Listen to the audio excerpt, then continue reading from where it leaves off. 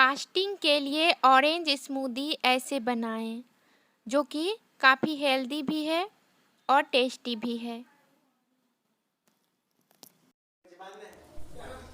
ये ऑरेंज है, इसके सारे बीज निकाल लें।